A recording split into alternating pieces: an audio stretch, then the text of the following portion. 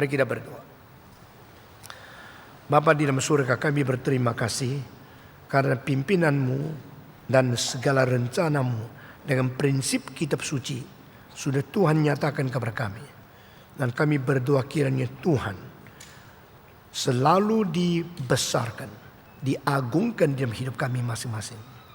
Firman Tuhan selalu dikabarkan dan selalu menjadi utama untuk memimpin hidup kami masing-masing. Kemuliaan Tuhan selalu dikumandangkan untuk manusia mengerti kebesaran Tuhan. Dengar doa kami serahkan diri kami satu persatu ke dalam tangan Tuhan. Demi nama Yesus Kristus, penebus dan juru selamat kami yang hidup. Amin. Mari kita sekarang membaca kitab suci sekali lagi daripada Keluaran pasal ke-20. Keluaran pasal ke-20. Lalu Allah mengucapkan segala firman ini. Akulah Tuhan Allahmu yang membawa engkau keluar dari tanah Mesir, dari tempat perbudakan. Jangan ada padamu Allah lain di hadapanku. Semua membaca. Lalu Allah mengucapkan segala firman ini. Akulah Tuhan Allahmu yang membawa engkau keluar dari tanah Mesir, dari tempat perbudakan. Jangan ada padamu Allah lain di hadapanku. Ini terakhir kali kita membicarakan hukum pertama. Besides me, you should not have another God. Inilah hukum pertama. Allah di dalam hukum pertama, dia memerintahkan kesetiaan yang sungguh-sungguh dan hati yang hanya satu arah kepada Tuhan sendiri. Allah yang memberikan hak kebebasan beragama bukan berarti Allah membuat engkau mempunyai hak untuk memilih semua agama. Hak berbebas di dalam beragama adalah bukan dikaruniakan oleh pemerintah, tetapi langsung ditanamkan oleh Tuhan bagi Tuhan yang asli.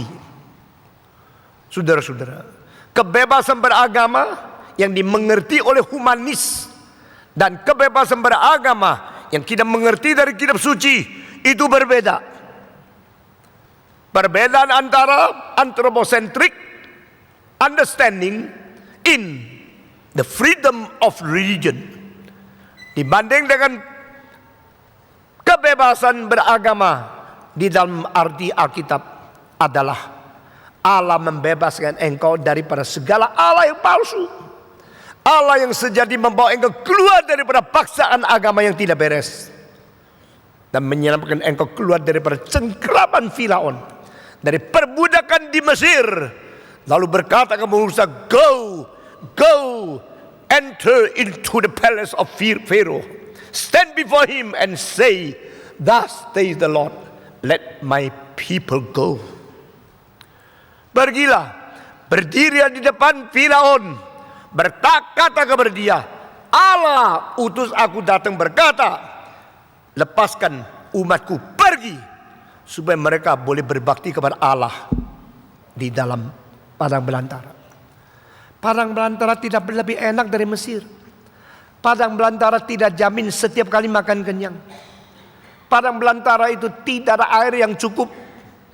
Padang belantara itu tidak mempunyai tempat tinggal, sehingga hujan, sehingga panas terik matahari diterima dengan sengit, dengan susah. Mereka itu dibebaskan untuk lebih susah. Inilah pimpinan Tuhan. Jikalau orang minta Tuhan, pimpinlah aku supaya lebih enak, nah itu teologi makmur. Tapi Tuhan pimpin engkau keluar dari dosa, tidak berarti pimpin engkau lebih enak hidupnya, lebih kaya, lebih nyaman. Tapi dilatih di padang belantara, kena hujan, kena panas terik matahari yang tidak bisa engkau tahan. Dan Tuhan mengatakan, itu cara saya melatih umatku. Banyak manusia tidak jadi karena lahir dalam keluarga terlalu kaya. 2 minggu yang lalu saya berkata kepada Yunis, you mesti ingat satu kalimat. Kamu anak saya. Seumur hidupmu berkat Tuhan yang paling besar selain Kristus selamatkan engkau. Engkau pernah susah. Karena engkau pernah susah, engkau baru sudah jadi. Engkau pernah miskin, engkau pernah dipaksa, engkau pernah dilatih dengan sulit, maka engkau dibentuk oleh Tuhan. Saudara-saudara, Musa pergi ke tempat Firaun. Dia harus mempunyai mental seorang yang lebih tinggi dari Firaun, baru bisa berdiri di hadapan raja-raja. Kelemahan pendeta-pendeta sekarang, mereka tidak mental itu. Kelihatan orang kaya gemeter, kelihatan polisi gemeter, kelihatan presiden tidak tahu mau apa. Karena mereka tidak mempunyai mental itu. Mereka cuma mental, ya saya mau melayani dengan rendah hati. Akhirnya diperbudak juga tidak bisa apa-apa.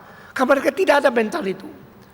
Saudara perhatikan waktu Yakub dan ke-12 anak yang berada di kelaparan, ke-11. Yang satu Yusuf adalah Perdana Menteri di Firaun.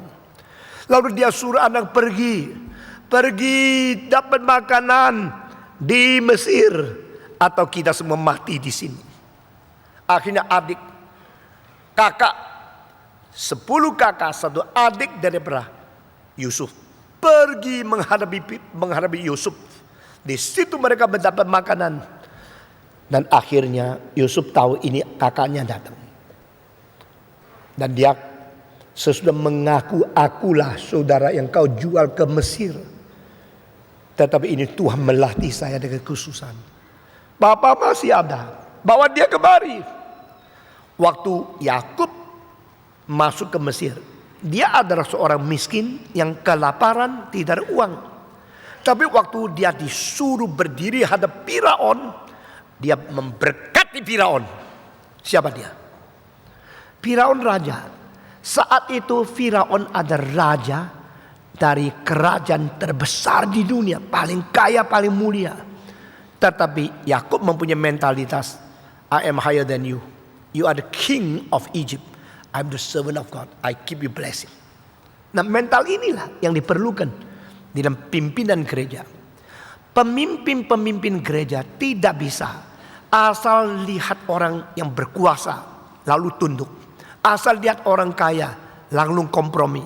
Asal melihat orang yang hebat di dunia langsung gemeter. Tidak bisa.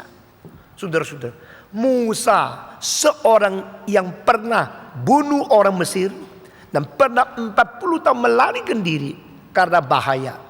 Tetapi setelah Tuhan panggil dia menjadi hamba Tuhan, dia tidak anggap dia berada di bawah siapa. Dia hanya di bawah Tuhan Allah. Lalu dia datang ke Firaun dan berkata, Firaun, demikian firman Tuhan, let my people go. Biarkanlah umat Tuhan pergi. Lepaskan mereka. Engkau tidak boleh lagi mengekang. Engkau tidak boleh lagi menganiaya. Engkau tidak boleh lagi memperbudak mereka. Di sini, haruskah Musa yang dengar perintah Firaun, atau Firaun yang harus mendengarkan perintah daripada Musa? Kecuali Musa mempunyai mental, Tuhan Allah utus saya, dan kuasa Tuhan lebih tinggi dari kuasa raja. Kuasa politik, kuasa raja, takluk kepada kuasa Tuhan. Ini yang saya minta. Saudara-saudara, setelah umat itu keluar dari Mesir, kita mulai dari Kejadian. Semua peristiwa yang paling penting sejarah diutarakan di Indonesia untuk mengakhiri masa tua saya. Saya tidak tahu berapa tahun saya bisa melayani. Saya akan baik-baik mengutarakan semua firman Tuhan kepada zaman ini dari Kejadian mulai. Saudara-saudara. Dan pada waktu orang Israel keluar, 2 juta manusia yang dibelenggu beratus-ratus tahun menjadi budak, sekarang bebas keluar. Dan Tuhan berkata, kamu umatku, aku membebaskan engkau. Karena apa? Engkau ada hak bebas agama. Maka engkau waktu di Mesir, engkau dibudakkan di situ. Dan Allah mereka itu, dewa mereka itu bukan Allah. Dewa mereka itu matahari. Dewa mereka itu kucing. Dewa mereka itu lalat. Dewa mereka itu binatang-binatang. Dewa mereka adalah segala sesuatu yang dicipta oleh Allah. Engkau berkebebasan agama. Keluar. Engkau tidak usah beragama seperti itu. Engkau ada kebebasan beragama. Dan kebebasan beragama ini ada kebebasan menyembah kepada Tuhan yang sejati. Maka sekarang saya memberikan perintah kepadamu, engkau tidak boleh adalah Allah lain. Inilah kebebasan agama yang sesungguhnya. Kebebasan agama yang sesungguhnya adalah kembalikan kebebasan agama itu kepada agama yang benar, di mana Tuhan mencipta dan memberikan kebebasan agama kita untuk kembali kepada Dia. Jadi perintah pertama bukan berkata, aku memberikan kebebasan agama kepadamu, silakan engkau pilih. Engkau mau ke tempat hantu, ke tempat dewa, ke tempat apa saja, ke tempat sihir, silakan. Karena kau diberi kebebasan beragama. Justru terbalik. Terbaliknya adalah Tuhan berkata, engkau tidak boleh ada Allah lain di hadapanku. I'm your God and you have only one God, true God. Mengembalikan kebebasan kepada keterbatasan. Mengembalikan kebebasan untuk diikat oleh kebenaran. Itu kebebasan yang sejati. Saudara-saudara, setiap kali hukum diperintahkan, itu menjadi ikatan. Tapi Alkitab memandang sebalik, ini namanya paradoks. Law is not to bind you. Law is to set you free. Oh, saya tidak mengerti kenapa Alkitab begitu dalam. Satu-satunya sebab karena Allah itu Allah kebenaran. Allah itu Allah sejati. Maka di dalam surah Yakobus dikatakan the law of freedom. Hukum yang membebaskan. Hukum yang bebas.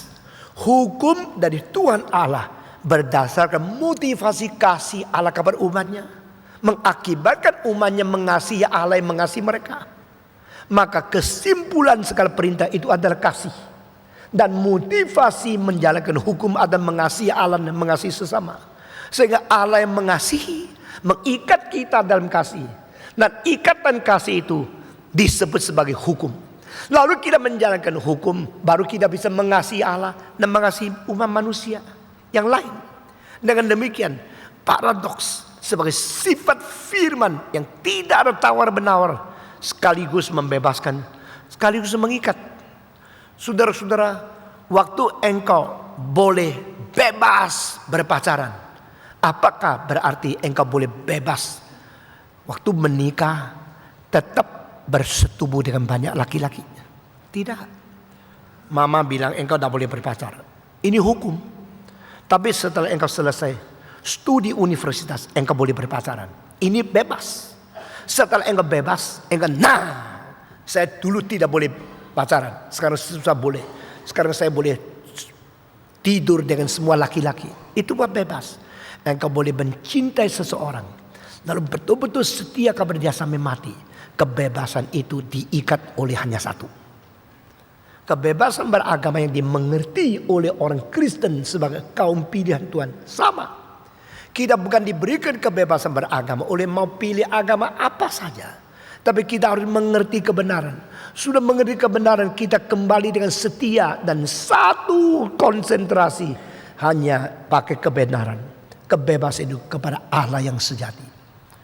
Besides me, you should not have another God. Engkau tidak boleh ada Allah lain. Engkau tidak boleh ada dewa lain. Engkau tidak boleh ada ilah palsu untuk mengganti aku. I am your God. I am the only God. Kenapa diikat? Kenapa konsentrasi hanya kepada satu? Kenapa hanya datang berbakti kepada Allah, bukan kepada segala dewa yang kita mau atau kita kenal? Tidak. Karena no other God is God.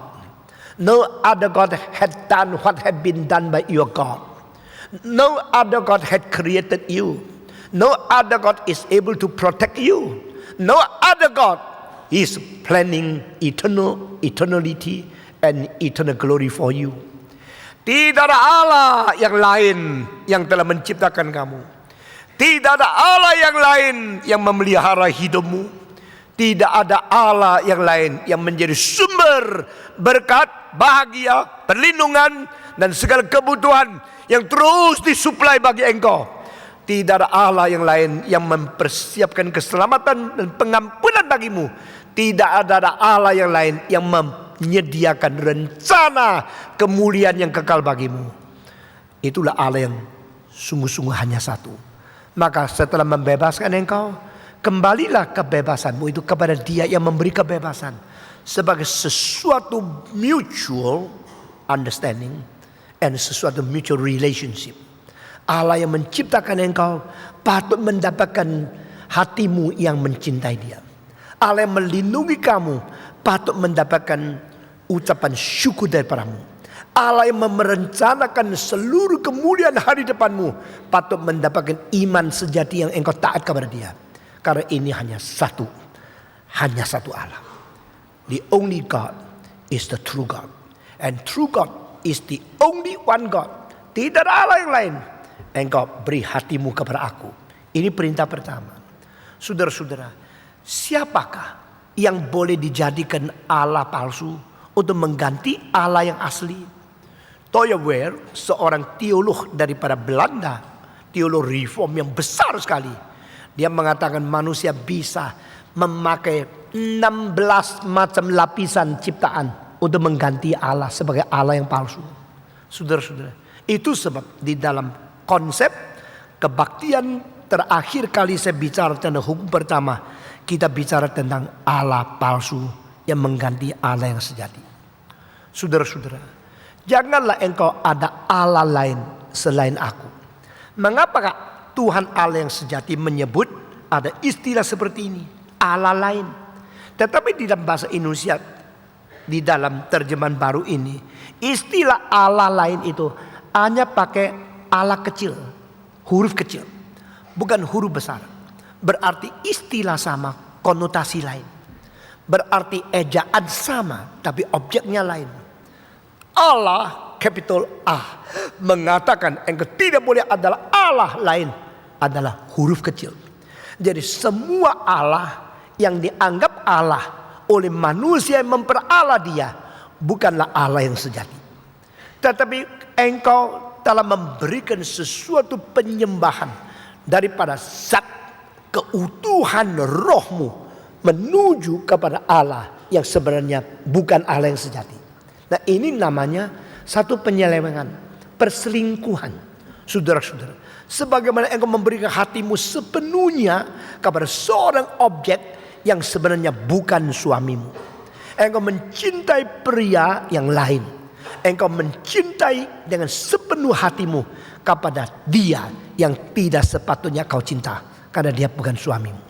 Engkau mengaku orang lain sebagai ayahmu yang sebenarnya bukan ayahmu, tetapi penipu, penodong, penculik anak. Tapi engkau tidak sadar. Itu sebab Tuhan mengatakan, aku tidak akan memberikan kemuliaanku kepada Allah yang palsu. 2 kali Alkitab mengatakan ini. I not give my glory to the false God. Aku tidak mengizinkan ada orang mencuri kemuliaanku, karena kemuliaanku itu hanya untuk diriku sendiri. Dengan keadaan sempitnya seperti ini kemutlakan, keabsahan daripada Allah yang Esa menuntut kesetiaan daripada kita yang ditebus oleh Dia. Ini lumrah adanya. Saudara-saudara, sebagai suami yang mencintai istri, dia pasti tidak mengizinkan istri mencintai laki yang lain untuk mengganti dia. Sebagai ayah yang betul-betul mencintai anak, dia mau anaknya memperlakukan dia sebagai ayah dengan relasi anak hormati kepada ayah. Ini adalah lumrah, ini adalah harus. Dengan demikian, maka kita lihat Allah mengatakan, aku adalah Allah yang cemburu. Aku adalah Allah yang iri hati. Artinya engkau tidak boleh pergi kepada Allah yang lain, memperilap, memperdewa semua yang saya cipta untuk mengganti saya yang mencipta. Di luar Allah yang sejati tidak ada Allah. Di luar Allah yang Esa tidak ada Allah yang sejati. Di luar Allah yang sejati dan Esa, semua yang diperdewa, semua yang diperalah itu hanyalah ciptaan untuk mengganti Sang Pencipta. Ini merupakan suatu pelanggaran, penghujatan, sesuatu perselingkuhan yang tidak bisa ditoleran oleh Allah yang sejati. Aku tidak akan memperbolehkan kemuliaan yang ada padaku dicuri dan dipergikan kepada Allah yang palsu. Itu sebab di hadapanku engkau tidak boleh ada Allah yang lain. Nah saudara-saudara sekalian, di dalam Roma pasal pertama dikatakan bagaimana manusia telah mengganti pikiran yang jernih menjadi kebodohan karena mereka telah menjadikan yang dicipta untuk mengganti sang pencipta. 2 minggu yang lalu saya mengatakan triple creation. Nah ini tidak pernah muncul di buku apapun dalam sejarah. Ini original. Create a man using the created creativity and using the created matter to create a created creator. Manusia yang dicipta mempergunakan daya cipta dan bahan ciptaan untuk mencipta seorang Allah yang dicipta manusia dan memanggil dia sebagai sang pencipta. Ini kebodohan. Triple creation. Jadi cipta, cipta, cipta. Allah sang pencipta, kita yang dicipta. Di antara semua yang dicipta, kita satu-satunya makhluk yang ada daya cipta. Pada waktu manusia mempergunakan daya cipta, di situ sejarah mengalami satu lembaran baru. Saudara-saudara, satu bangsa berapa ratus juta orang itu tidak penting. Kalau ada satu orang di antara semua mempunyai daya cipta, dia akan merubah nasib satu bangsa. Daya cipta itu salah satu aspek yang paling mulia, paling signifikan, paling penting yang boleh dimiliki oleh manusia. Dan ini adalah disebut aspek yang sangat penting di dalam sebut peta teladan Allah. God is creator, we are created with creativity. And creativity is to reflect we are created by the creator. Tetapi pada waktu kita memakai daya cipta yang dicipta oleh Tuhan dan dibubuhkan di diri kita untuk mencipta pencipta yang palsu, ini penghujatan yang besar, ini pelanggaran yang fatal, ini hal yang menyedihkan Tuhan. Maka Tuhan mengatakan tidak boleh. Engkau tidak boleh ada hal palsu di hadapanku. Engkau tidak boleh menyebut yang lain Allah, karena selain aku sang pencipta, yang lain semua yang dicipta. Engkau mempersamakan aku sang pencipta dengan semua yang kucipta, yang dicipta. Yang dicipta itu dicipta. Yang mencipta itu pencipta. Sang pencipta bukan dicipta. Yang dicipta bukan sang pencipta. Bagaimana mungkin engkau memperbolehkan yang dicipta disejajarkan dengan aku sang pencipta? Nah saudara-saudara, kalau gejalanya kelihatan sama, tetapi mutunya berbeda, jangan tertipu oleh fenomena. Saudara-saudara, waktu Yesus dan Yohanes berada di hadapan orang-orang, kedua orang fenomenanya sama, kedua orang mutunya beda. Yesus adalah Allah menjadi manusia, tetapi Yohanes adalah manusia yang dipenuhi oleh Roh Allah. Ini dua orang berbeda sama sekali, tapi di luar sama. Yesus dua mata, Yohanes Pembaptis dua mata. Yesus satu hidung, dia juga satu hidung. Bahkan dia lebih dulu dilahir 6 bulan dari Yesus. Dan dia yang memberikan baptisan kepada Yesus. Maka orang kalau lihat secara gejala, pasti Yohanes adalah senior, Yesus junior. Pasti Yohanes lebih tinggi jabatan rohani, Yesus lebih rendah. Pasti Yohanes lebih penting, Yesus lebih tidak penting. Sehingga Yohanes yang membaptiskan Yesus. Kalau begini, Yesus ada one among them. Di antara ribuan orang dibaptis, Yesus hanya salah satu saja. Orang akan melihat gerakan reform one among them. Karena banyak sama satu namanya reform. Tidak usah sombong, tidak usah berani mengatakan saya reform. Karena engkau hanya one among them. Kita mengatakan no. Kenapa? Reform is to be faithful to the whole Bible, sola scriptura. Dan ini tidak ada pada denominasi yang lain. Mereka campurkan psikologi dengan teologi, campurkan pikiran manusia dengan pikiran Allah, lalu mengkhotbahkan yang lucu-lucu yang diterima baik supaya boleh diterima semua orang. Kita bilang tidak, hanya firman. Tapi ini mutu lain. Di dalam gejala sama, Yesus, Yohanes seperti sama. Demikian waktu Paulus dan Barnabas berada berdiri seperti sama. Tapi Paulus ada rasul, Barnabas juga disebut rasul. Paulus dipanggil Tuhan Yesus langsung untuk menjadi tonggak, menjadi tiang yang paling penting di dalam perjanjian baru. Barnabas tidak. Jadi kalau kita tidak bisa melihat akan fenomena, di belakangnya ada esensi substansi, kita hanya tertipu dengan gejala di luar, kita bahaya sekali. Saudara-saudara sekalian, maka kalau kita tidak bisa membedakan apakah Allah sejati dan ilah yang palsu, kita tidak bisa membedakan apakah ilham wahyu Allah yang sejati dan yang menyebut diri menerima wahyu tapi bukan, kita bahaya. Agama ada gejala-gejala yang sama, ada esensi yang lain. Dan esensi substansi yang tidak ada kompromi hanya di dalam Kristus. Kenapa Kristus mati? Kamu berani jawab karena Yesus berdosa? Tidak. Jangan lihat gejala, mengerti substansi. Kalau demikian engkau bilang, mana bisa saya agama berbebas, saya mau sembarang cari agama. Saya hanya menemukan sesuatu yang betul-betul asli dari Allah, yang betul-betul bukan dilahirkan daripada ambisi manusia mencari Allah, tapi dari rencana Allah mencari manusia. Di situ kita terima hanya satu Tuhan, hanya satu juru selamat, hanya satu agama yang beriman sejati, yang substansinya berbeda.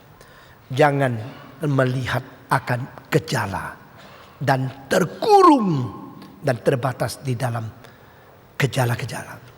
Menemukan substansi dan mendapatkan keindahan yang berada di dalam. Saudara-saudara, Tuhan berkata, engkau membandingkan semua agama dengan saya, engkau mempersamakan dengan dewa dengan saya, engkau membandingkan semua ilah dengan saya. Salah satu kalimat yang paling mengkagetkan di dalam buku Yesaya, who do you compare me with? With which God you compare me? You are God, your Lord. Who is like me?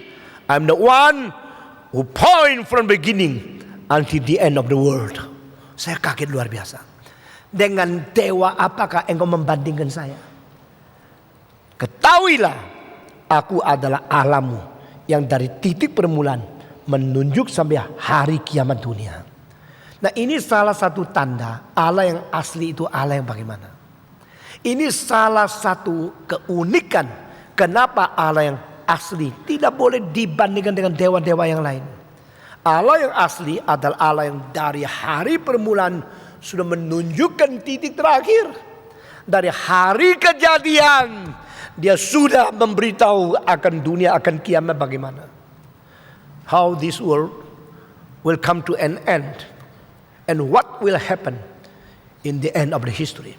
Ini semua tidak mungkin dipalsukan. Ini hanya Tuhan Allah yang asli yang bisa berbicara. Saudara-saudara. Dan Tuhan sekarang menonjolkan poin ini untuk menjadi dasar iman. Kamu tahu tidak? Kamu sedang mengikut aku yang kasih tahu sama engkau dunia akan kiamatnya bagaimana. Jadi orang yang mengerti orisinil, yang mengerti asal, berbahagia. Saudara-saudara, di dalam gejala semua hampir sama, tapi orisinal itu apa? Orisinal adalah Allah yang kekal.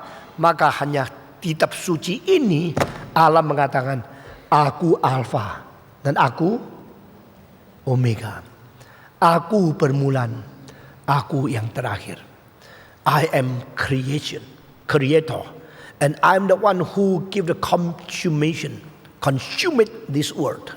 Aku akan memulai dan aku akan menyempurnakan.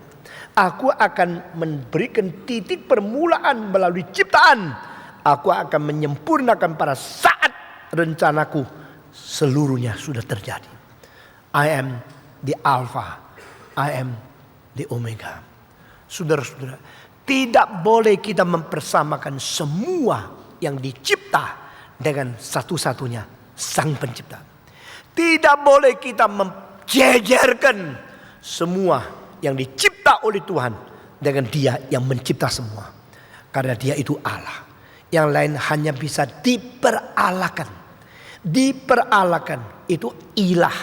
Diperalakan itu Allah huruf kecil. Diperalakan itu adalah Allah palsu. Dan yang adalah Allah tidak perlu diperalakan. Saudara-saudara, pada waktu di dan per ditambah di depannya Allah, berarti Allah itu tadinya bukan Allah. Yang tadinya bukan Allah, sekarang kenapa menjadi Allah? Di dalam proses menjadi, mengalami satu prosedur. Dan prosedur itu tetap tidak ada dalam kemutlakan. Anything which is in process is not absolute. Nah ini dalil ya, sekali lagi. Anything which is in process is not absolute. The only exception is incarnation of Jesus Christ. Segala sesuatu yang berada dalam proses itu tidak mutlak. Satu-satunya yang terkecuali yaitu inkarnasi Kristus. Karena apa? Yesus Kristus yang ada di dalam dunia mutlak turun ke dalam dunia ini, lalu dia melalui proses.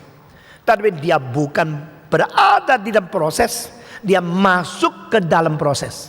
Yang berada di proses sebuah yang dicipta, yang tidak mengalami proses itu Allah. Maka Allah yang tidak mengalami proses adalah Allah yang mutlak. Lalu Allah mengasihi manusia yang dicipta, dia sendiri turun ke dunia melalui proses. Kristus adalah kemutlakan, menyatakan diri di dalam dunia yang tidak mutlak. Itu satu-satunya yang terkecuali. Saudara-saudara sekalian, kalau engkau mengerti semua prinsip ini, imanmu tidak akan sembarang goncang. Engkau akan menjaga betul-betul setia bagaimana kepada Tuhan. God is the absolute. Dia adalah kemutlakan yang mutlak pada diri. The absolute need not to be absoluted. The absolute need not to be absolutized. Saudara-saudara, yang sendirinya mutlak itu mutlak pada diri.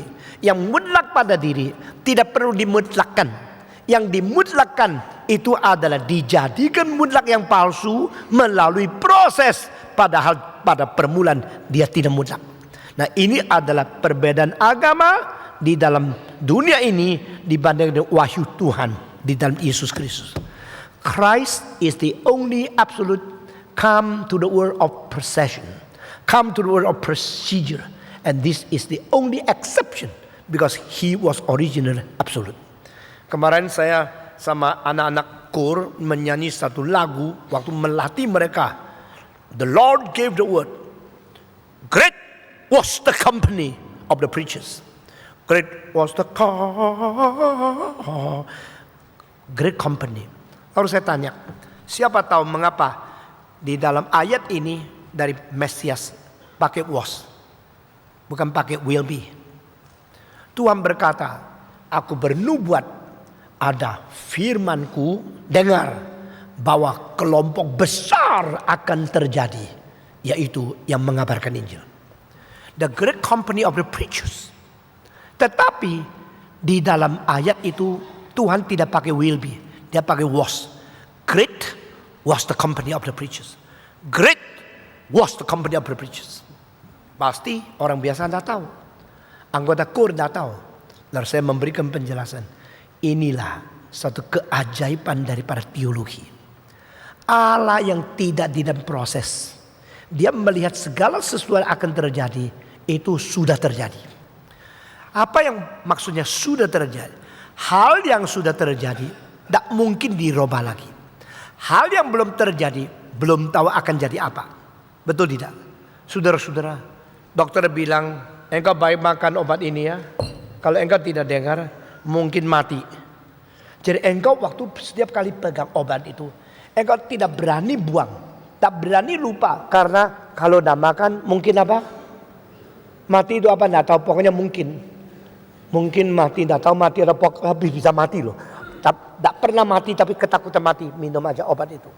Waktu engkau menghadapi hari depan yang tidak tahu apa yang mungkin terjadi, engkau gentar. Tetapi saudara-saudara, hadapan Tuhan ada sesuatu yang dia tidak tahu, ada nggak? Di hadapan Tuhan Allah ada sesuatu hari depan yang dia tidak bisa prediksi, ada nggak?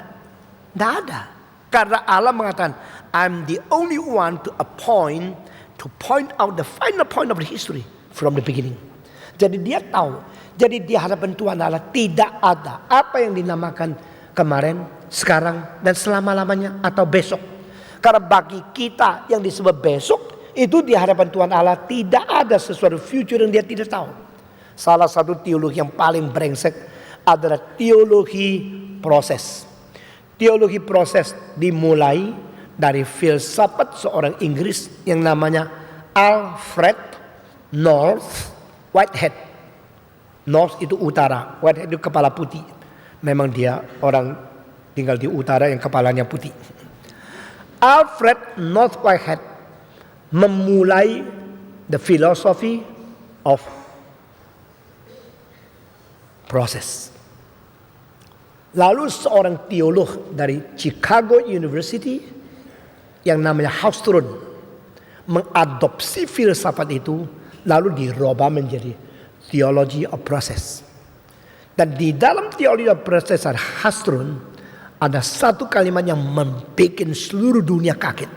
Karena dia mengatakan Tuhan Allah sendiri tidak tahu apa yang akan terjadi. Saudara bisa terima kalimat ini? Bisa nggak?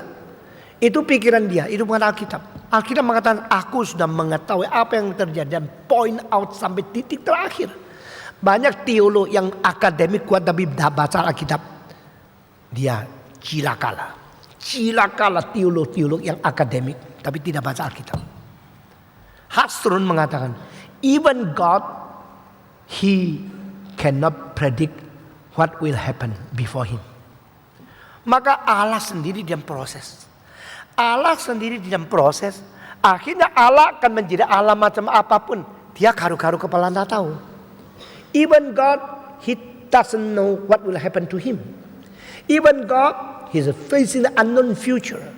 Dan dia memakai satu istilah, unknown quantity of future is even happen in God himself. Bahkan Tuhan Allah sendiri sedang dalam proses yang tidak mengetahui kuantitas hari depan akan menjadi apa. Nah saudara-saudara, hal ini telah mempengaruhi Chicago School of Theology. Nah akhirnya menjadikan Amerika goncang tak karu-karuan. Tapi di dalam ajaran dari Alkitab kita menolak ini. Sayang sekali Witness Lee pada tahun 81 dia di dalam lebih daripada 10 hari khotbah terus di Los Angeles. Dia memakai pikiran ini secara tidak sadar. Saya tidak percaya dia sudah umur 85 ke atas. Dia bisa belajar teologi dari Hawthorne atau North Whitehead. Tapi dalam buku catatan daripada khotbah yang dia sampaikan, dia mengatakan Allah itu di dalam proses. Allah itu dulu mentah. Tetapi akhirnya menjadi Allah yang matang. Seperti telur mentah dimasak menjadi telur yang matang. Wah, saya baca ini bidak banget. Ini ajaran salah sekali. Dan ada orang yang ikut kebaktian di situ rasa bagus sekali, bawa kembali buku itu suruh saya baca. Saya mengatakan salahnya di sini. Kenapa salah? Saya kasih tahu. Allah mentah menjadi Allah matang. Ini ajaran setan. Tidak ada Allah mentah menjadi Allah matang. Dia mengatakan Allah yang mentah menjadi matang karena melalui proses inkarnasi, lalu akhirnya daripada kematian dia bangkit kembali menjadi Kristus. Baru Allah Tritunggal dan itu menjadi. Jadi Allah menjadi Allah. Sebelum itu ada, belum Allah yang matang. Saya langsung protes, that is not true and that is not the Bible message. That is not teaching of the revelation of God. Saudara-saudara, anything which is in process is not God. The true God is God supra, transcends process. And the only exception is incarnation of Jesus Christ on this earth to fulfill the eternal will plan before the foundation of the world and valid until the end of the world. Satu-satu yang terkecuali adalah Kristus yang jelma menjadi manusia, masuk ke dalam dunia proses untuk menjadi juru selamat bagi manusia yang berada di dalam prosedur ini. Ini satu-satu exception. Sehingga saudara-saudara, kalau orang mengatakan kenapa kita memperilahkan Kristus, kita akan menjawab tidak. Kristus adalah Allah yang jelma menjadi manusia. Dan dia memang adalah Allah. Di Manado pada waktu saya masih 29 tahun, tanya jawab 6.000 orang yang dengar. Seorang menanya dengan satu pertanyaan. Kenapa engkau berani memperalahkan seorang nama Yesus hanya karena dia bisa melakukan mujizat? Orang masuk dalam kebaktian menanya dengan berani dan kasar luar biasa. Saudara-saudara, kita tidak berani kata saya Kristen. Di hadapan orang tidak berani katakan saya reform. Kalau engkau tidak berani katakan, engkau bukan kesaksian Tuhan. Engkau hanya takut menyinggung perasaan. Yesus bilang, engkau tidak berani mengaku aku di hadapan dunia. Anak manusia tidak mengaku engkau di hadapan Tuhan Allah. Yes, say yes. No, say no. Kristen berani mengatakan saya Kristen. Reform, berani mengatakan saya reform. Atau kalau engkau diam-diam, simpan-simpan, engkau dari si jahat. Demikian Yesus Kristus. Saudara-saudara, lalu pada waktu dia tanya pertanyaan ini, saya hanya umur 29. Tapi Tuhan memberikan kesempatan khotbah kepada 6.000 orang lain. Bukan karena memang sudah ada 6.000 di situ terus saya datang khotbah. Saya khotbah dari 1.000 ayat, daya tarik itu begitu besar. Saben hari tambah sampai 6.000 orang sudah datang. Waktu menjawab pertanyaan, orang menanya pertanyaan ini, mengapa Anda berani memperalakan seorang manusia yang namanya Yesus hanya karena dia bisa melakukan mujizat? Saya sendiri, dosen saya tidak ada. Saya sendiri. Kalau saya tanya, jawabnya salah, lemah, kompromi, Kristen akan digoncangkan. Kalau saya jawabnya berani, mungkin saya akan dibunuh. Waktu saya membaca pertanyaan itu, langsung saya di dalam hati mengatakan, Tuhan, beri kekuatan, keberanian, bijaksana, dan penuh cinta kasih untuk menjawab ini. Saat-saat seperti ini tidak pernah diajarkan di sekolah teologi. Keberanian seperti ini bahkan tidak ada pada dosen teologi saya. Dan sekarang ribuan Kristen melihat seorang hamba Tuhan ditantang oleh orang dan mereka mau memperhatikan bagaimana jawaban saya. Bolehkah saya panggil beberapa orang naik ke sini mewakili saya menjawab pertanyaan seperti ini? Sulit kan? Saya menanya, mengapa engkau mempermanusiakan Allah setelah engkau tahu dia adalah Allah yang melakukan mujizat? Saya tidak bisa jawab. Sekarang yuk asumsi saya menjadikan manusia Allah. Itu bukan kepercayaan saya. Saya tidak pernah menjadikan manusia Allah. Tapi kalau Allah menjadi manusia dan melakukan mujizat membuktikan dia adalah Allah, kenapa engkau berani hanya mengaku dia manusia? Padahal dia sudah menyatakan mujizat dia adalah Allah. Saya jawab kembali. Jawab. Saudara-saudara, Stephen Tong itu biasanya lembut, tapi kalau galak tak kalah sama singa. Saya menantang, silakan yang tanya. Berani jawab tidak? Tidak ada yang berani jawab. Tidak ada saudara maju ke depan. Jangan kira asumsimu orang Kristen memperdewa manusia dan tidak mengaku adalah Allah jelma menjadi manusia. Saudara-saudara, Stephen Tong sampai mati akan berani seperti ini. Ini pendetamu. Gerakan ini gerakan berperang. Gerakan ini gerakan bersaksi. Gerakan ini gerakan asli. Saudara-saudara, kenapa orang harus mengaku Yesus melakukan mujizat? Lalu kenapa engkau menganggap manusia Yesus dijadikan Allah oleh orang Kristen? Tidak. Itu Allah yang menjadi manusia, menunjukkan dia adalah Allah dengan kuasa ilahi. Itu namanya tanda, sign, wonder. Itu sign, mujizat, aslinya di dalam bahasa asli adalah tanda. Tanda apa? Tanda Allah. Yesus adalah Allah. Bukan Yesus itu manusia diperalah oleh orang Kristen. Yesus adalah Allah yang turun ke dalam dunia menjadi manusia. Satu-satunya terkecuali masuk dalam proses untuk menyelamatkan orang dalam proses. Anything which is in the process is not God. Anything which is created is the creature. And only God is the creator of everything. So God is not in process except Christ come into the world to incarnate himself. Ini kristologi. Saudara-saudara, saya tidak tahu ya kenapa begitu banyak orang Kristen ikut kebaktian nyanyi-nyanyi sampai mati tidak ngerti semua ini. Karena apa? Pendetanya sendiri tidak ngerti dan tidak memberikan kepada mereka. Itu sebab beda kualitas antara Allah yang asli dan Allah yang palsu. Engkau tidak boleh adalah Allah lain di hadapanku. Tapi Tuhan berkata, inilah anakku yang kukasih, dengarlah olehmu akan dia. 2 kali. Waktu Yesus dibaptiskan dan waktu Yesus transfigurasi. Di mana Musa sama Elias hanya menjadi saksi firman. Dibuktikan oleh Taurat dan Nabi. Saudara pulang membaca Roma pasal 3 ayat 19-20. Luar biasa, luar biasa. Iman kita bukan iman sembarangan. Karena demikian ajaib firman sudah dinyatakan kepada kita. Lalu saudara-saudara, itu sebab di luar Allah tidak ada Allah yang lain. Nah, Allah yang sejati adalah Allah Tritunggal. Allah bukan Tritunggal, bukan Allah sejati. Dan Allah yang esa dengan keadaan komposisi Tritunggal, itu yang kita lihat dan mengerti melalui wahyu Allah, bukan melalui spekulasi dan konklusi logika.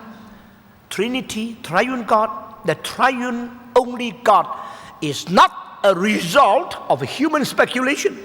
It's not a result of human understanding, but as a result of revelation of God, which require our submission, our obedience.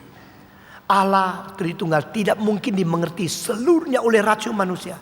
Allah Tritunggal bukan hasil spekulasi dan bukan hasil logika, konklusi, tapi adalah hasil ketaatan kita kepada wahyu Allah.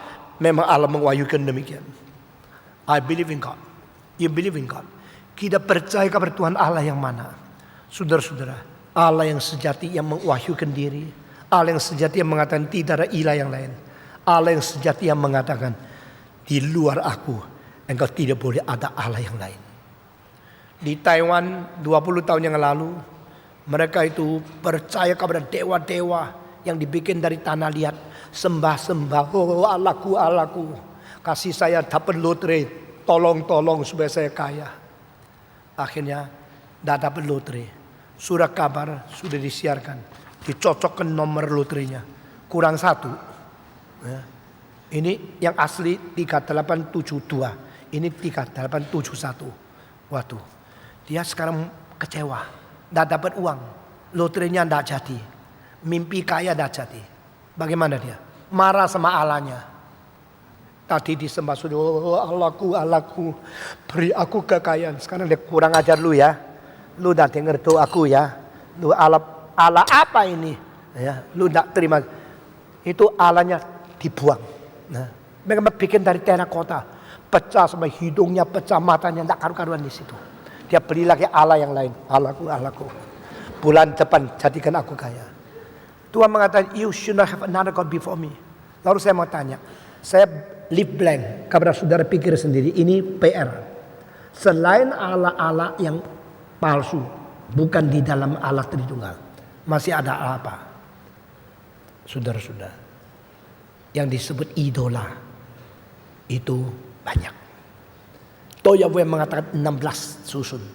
Engkau bisa menyembah malaikat, tetap yang dicipta. Engkau bisa menyembah matahari, itu tetap dicipta. Engkau menyembah bulan, tetap dicipta. Orang menyadari aku menyembah bumi karena bumi yang keluarkan makanan kepadaku, bumi yang memberikan air sungai kepadaku, bumi yang mempunyai daun memberikan oksigen kepadaku. Inilah bumi yang agung, the great earth mother, you are my God. Itu orang-orang yang mengatakan penting menjaga lingkungan. Itu sebagian dari mandat Alkitab, sebagian itu penyembah bumi. Tapi saya berkata kepada saudara, waktu kita sudah makin tidak ada. Saya kasih kalimat yang terakhir. Penyembahan berhala itu sudah masuk ke dalam otak dan hatimu. Karena dia di luar Allah, uang sudah menjadi dewamu kedua. Banyak orang menjadi kaya karena tidak jujur. Dan waktu mereka mau kaya, mereka lupa iman. Waktu mereka menipu untuk menjadi kaya, mereka tidak taat kepada Tuhan. Jadi jangan kira dewa-dewa agama lain itu baru ilah. Kekayaan mungkin uang itu adalah dewamu. Mungkin nyonya itu dewamu.